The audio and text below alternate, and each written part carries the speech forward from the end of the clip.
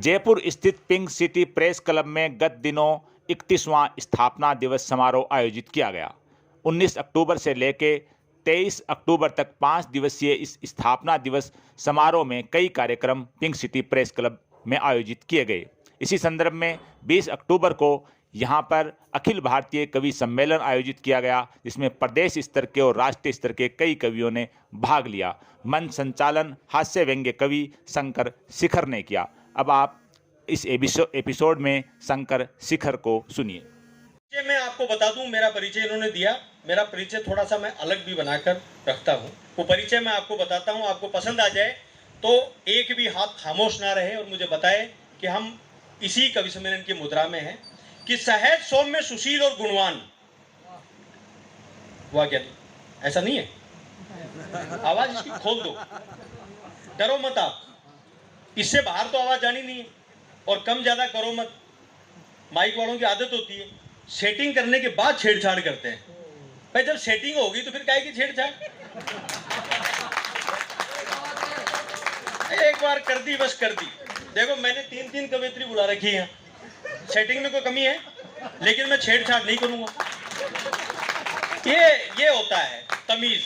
तो तमीज ये है कि सहज सौम्य सुशील और गुणवान, केवल कवि नहीं साथ में एक बढ़िया इंसान, धरती अंबर चांद तारे और रवि इन सब में हो जिसकी शानदार छवि, ऐसा कमाल का हास्य कवि शंकर शिखर मैं ही हूं। ताली बजाओ। अमेरिका, अफ्रीका, ऑस्ट्रेलिया, जर्मनी और Japan, America, Africa, Australia, Germany और Japan, Iraq, Iran, Syria, Bhutan और पाकिस्तान, इन तमाम देशों में आपके इस लाडले कवि के हर साल चर्चे होते हैं। लोग आपस में बात करते हैं कि यार भारत से इतने कवि आ गए, ये क्यों नहीं आता? अब जब अपने को ढंग से यहाँ सुन रहे हैं तो क्यों जाए? जिस दिन यहाँ सुनना बंद कर देंगे, धर्मेंद्र जी जैसे लोग आना जाना बंद कर देंगे, उस दिन हम भी चले जाएंगे बाहर। और अंतरराष्ट्रीय कवि वो नहीं होता साहब। मेरा भाई सुरेश अलबेला, हमने बहुत विदेशी यात्राएं की है, बहुत विदेशी यात्राएं करी है, बहुत काव्य पाठ किए हमने। अंतरराष्ट्रीय वो नहीं है जो दूसरे देशों में चक्कर काटता फिरे। हमारा तो बहुराष्ट्रीय है, हमें तो प्रधानमंत्री तक मिला हुआ है। ऐसा नहीं होना चाहिए।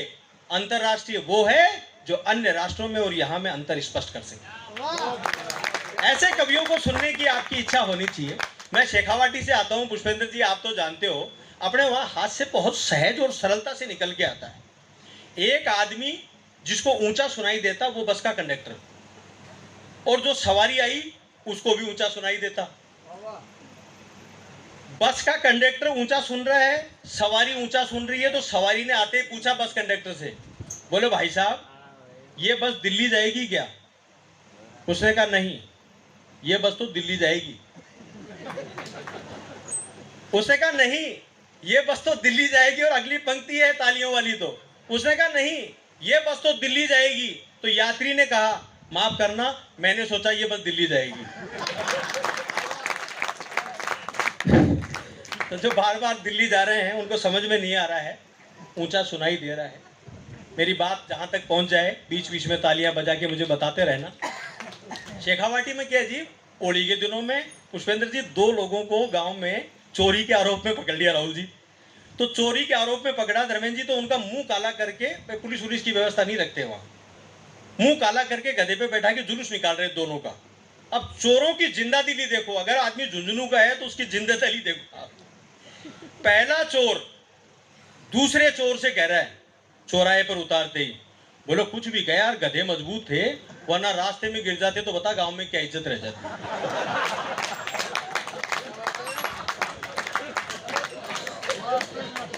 तो भाई हमारे तो चोरों में भी कॉन्फिडेंस है, तो हमारे नेताओं का कॉन्फिडेंस तो कैसा होगा आप समझ सकते हो। नहीं, नेताओं का कॉन्फिडेंस की मैं इसके केवल महज बात नहीं कर रहा हूँ। मेरे गांव में उधर के एक बार चुनाव प्रचार के दौरान मेरा ये जो ये लतीफा है, ये देश भर में यात्रा करी है मेरे पढ़ने के बाद। लोग हर रात मंच पे कोई इनको सुनाता ही रहता है, लेकिन ओरिजिनल सुनो जी कि गांव में 4-5 नेता दुर्घटनाग्रस्त हो गए चुनाव प्रचार के दौरान। अब जैसे ही वो एक्सीडेंट हुए तो सुबह मीडिया वाले पहुंचे। अब आप मीडिया वालों की आदत तो जानते हैं, कोई आदमी ट्रक के टायर के नीचे फंसा हुआ हो, उसके भी माइक लगा के पूछते हैं आप कैसा महसूस कर रहे हैं। तो वो सुबह सुबह गए, उन्होंने जाते कहा यार नेता एक्सीडेंट हुए थे। बोले हाँ साहब हुए थे। बोले कितने? बोले 4। बोले क्या किया? बोले अंतिम संस्कार। बोले यार अंतिम संस्कार क्यों कर दिया? उनमें से 2 तो जिंदा थे। बोले साहब हो सकता है 2 जने बार बार कह तो रहे थे कि भाई हमें मत जलाओ, हम जिंदा हैं, हम जिंदा हैं, पर हमने सोचा नेता है झूठी बोल रहे होंगे। भाई उनकी बात ही कोई मानने को तैयार नहीं है। धर्मेंद्र जी समय था इनके पास, पुष्पेंद्र जी के पास समय था, मैडम आई उनके पास समय था। देखो वैसे भी मैंने देखा है कि कांग्रेस कविता को ढंग से सुनती है, नहीं अच्छी तरह सुनती है, और कविता को वो ही सुन सकता है जो जनता को सुन सकता है, क्योंकि जनता की पुकार होती है कविता। मैंने देखा है ऐसा, मैं ट्रेन में जा रहा, सामने की सीट पे एक औरत बैठी। जैन साहब का माइक बंद कराओ भाई, अगर बटन ध्यान हो तो दबाओ।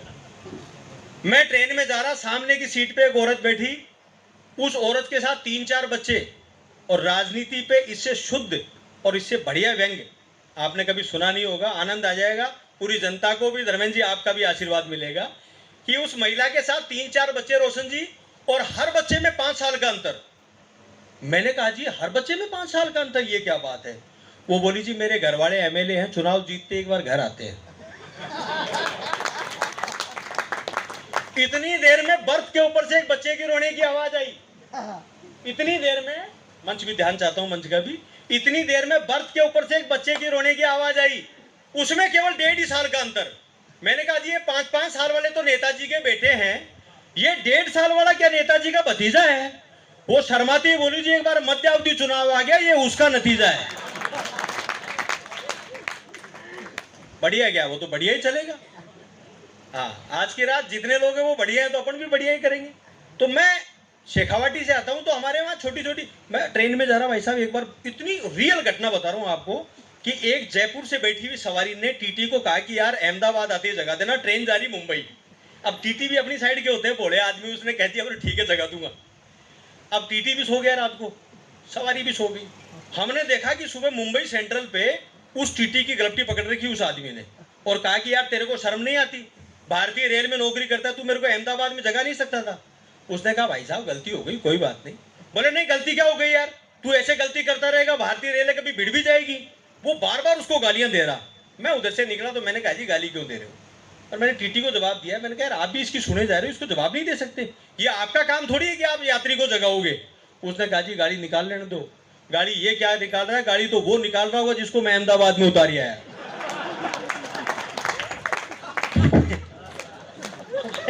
भाई समझ में नहीं आ रहा कि कौन किसको कहां चढ़ा रहा है, कहां उतार रहा है। हाँ? हमारे मंचों पर वीर रस के जो कवि हैं, धर्मेंद्र जी ने एक बहुत अच्छी बात कही। माननीय अध्यक्ष जी, आपने कहा कि यार आपका नाम तो आग है पर लग नहीं रहे हो। देखो जी, जो लगते हैं ना वो आग नहीं होते हैं, वो तो चिंगारी होती है। आग तो वो है जो लगा दे। तो हमारे बीच में एक वीर रस का कवि है। मैं ज़्यादा भूमिका लंबी नहीं करना चाहता क्योंकि लिमिटेड टाइम है, हम सब लोग अच्छा सुनना चाहते हैं, बढ़िया सुनना चाहते हैं, सब लोगों को सुन सकें आप भी। तो मैं चाहता हूँ कि हम पहले कवि में क्रम बदल रहे हैं, वीर रस के कवि को बीच में से पढ़वाते हैं जब लोग बिल्कुल गर्म हो जाते हैं। हम पहली बार वीर रस के कवि से ही एक तरह से ये मान के चलो, ओपनिंग तो मैंने कर दी बेटा, और अब तेरे को पढ़ना है। सेकंड नंबर पे वीर रस का कवि है। मैं 4 पंक्तियां मैं देखना चाहता हूँ। ये राजस्थान की धरती है, यहाँ जोक चुटकुले लतीफ़े चलते रहेंगे। हमारी पीढ़ी दर पीढ़ी हम चुटकुलों का हम गढ़ते हैं, उनको तैयार करते हैं, लेकिन वीर रस का हमारा इतिहास है। हमारा जो इतिहास है वो ये बोलता है कि हम वीर रस को कितना महत्व देते हैं। हम मेवाड़ के, मारवाड़ के, शेखावाटी के, हरियाणवी, ढूंढाड़ी, मेवाड़ी, मेवाती, ब्रज, जितने क्षेत्र हैं वहाँ एक भी घर ऐसा नहीं होगा जिसमें कोई सैनिक ना हो। हम सैनिकों के उस राज्य के हैं। ये यूपी से आते हैं, ये मेरे को कहता रहता है कई बार, बोले भाई साहब हम यूपी वाले बात पर जान देते हैं। ये यूपी वाले हम बात पर जान देते हैं। मैंने कहा तू राजस्थान आ, हम तो बिना बात ही हाँ दे देते हैं। और तू तो देख ही रहा है इन दिनों राजस्थान में जान देने पे आमादा है हम तो वीर रस का कवि है। मैं 4 पंक्तियां पढ़ता हूं, ओज की वो 4 पंक्तियां पढ़ता हूं विशुद्ध। आज की रात पुष्पेंद्र जी आपको एक गारंटी तो ये देता हूं कि मैं जो कुछ भी पढ़ूंगा वो अपना ही पढ़ूंगा, वरना संचालन के दौरान इधर उधर का पढ़ा जाता है। क्योंकि हमारी जो पूरी टीम है, पूरी टीम में सारे के सारे जितने भी हीरे हैं वो सारे वो हैं जो अपने आप तैयार हुए हैं। ये कोयले की खान होती है संसार, इसमें हीरे बनना कितना तपना पड़ता है। एक भी कवि ऐसा नहीं जो भर्ती का हो। आपको लगे कि जिनको सुन चुके हैं आप और जिनको आप सुनते जाएंगे, तो एक बार जोरदार तालियां बजाएं आप इन कवियों के स्वागत में। मैं 4 पंक्तियों में भाई देवेंद्र प्रताप आग जो इटावा से आए हैं उनको बुलाता हूं, आपके बीच रखता हूं। पहला कवि मेरे अलावा रखता हूं, क्योंकि मैं तो आपके बीच का हूं। बीच के का मतलब मैं आदमी हूं, ठीक। हाँ, ये चक्कर और पड़ता है। वो कोटा में कवि सम्मेलन चल रहा, तो वहां किसी ने कहा मुंह तो आप लोगों के बीच को आदमी छू, मुंह तो आप लोगों से एक बात कहूँ चाहूँ छू, मैं तो आप लोगों के बीच को आदमी छू। तो पीछे से आवाज आई, बीच का हो का आदमी हो। तो भाई मैं तो देखो बीच का मतलब आपके मध्य का हूं, बाकी आदमी हूं। तो अब आदमी की बात सुनो। 4 पंक्तियां पढ़ता हूं, देवेंद्र इटावा की अगवानी में 4 पंक्तियां तय करेंगी कि आप कविता को कितना मन से सुनते हैं।